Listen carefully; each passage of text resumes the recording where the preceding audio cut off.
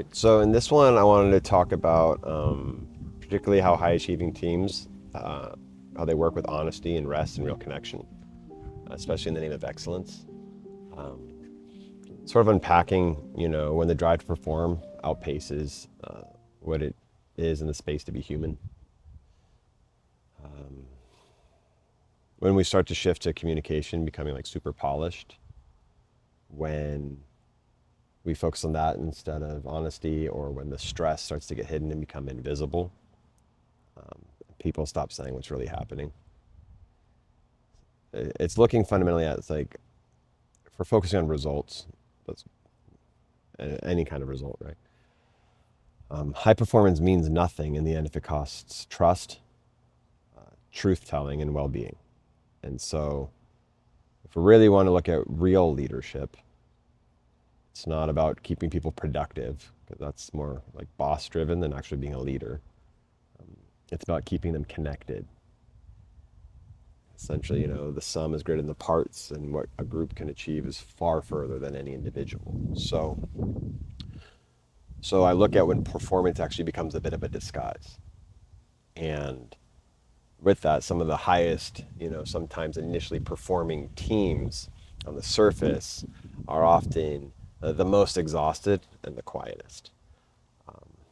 It's a real paradox where success and silence very much often coexist. And what we look to then is exposing that so that we can actually root it out so it doesn't cause long-term damage in every way. So with that, they look real great on paper, right? But often with the motor that's running it, it's based on like fear, fatigue, and an unspoken tension. With that, I often will ask, when did performing well mean that you couldn't have a space to say like where you're struggling, where you're having a difficulty or a hard time? So by that point, a lot of teams, when that happens, performance becomes the very mask that people wear that hides the fact that they've lost connection. When you essentially start managing optics instead of meaning.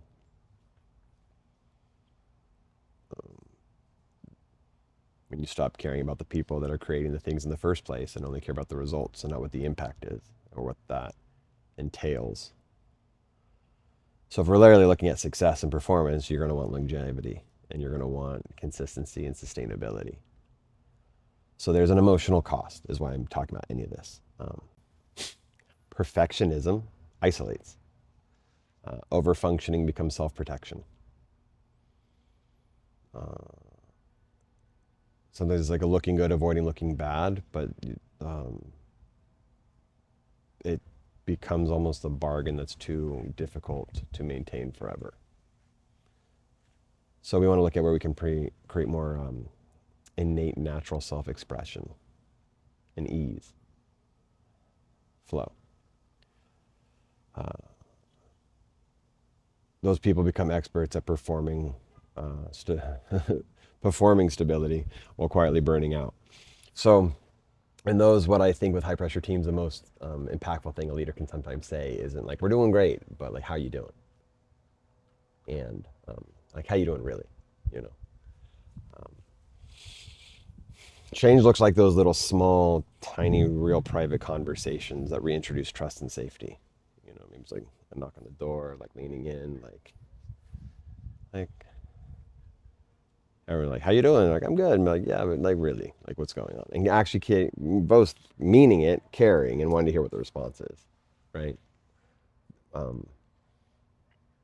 Sometimes the simplest way you can start doing that with meetings, for instance, is you don't start with the metrics. Start with a check-in. You can reward honesty as much as you reward achievement. Be as much interested in actual communication instead of like just topical conversation that passes the time. You can model the imperfection and show like steadiness doesn't have to impede or mean silence. So often when I come into it, something that they're like, oh, this is chaotic or complex, the reason why I speak precisely or with intention is to create simplicity. That often just allows what these like incidences that look like they're too hard to see what's happening. It's just a mask to cover up some very simple actions or belief systems or structures in place that are causing the chaos. because of that, like high performance isn't necessarily like how much you can do, but how deeply you can trust. When you can deeply trust in yourself, you perform well. When you trust in the people to your left and your right, you perform great. When you trust in the mission, the what you're about, like what the endeavor is, success can become immeasurable. That's where the exponential growth can come from. What I have seen continually around the world, time after time, is that performance that is built on silence collapses, but performance that's built on truth lasts. And when you build trust before targets, you just get better results, and you get healthier people, and you get what you really want.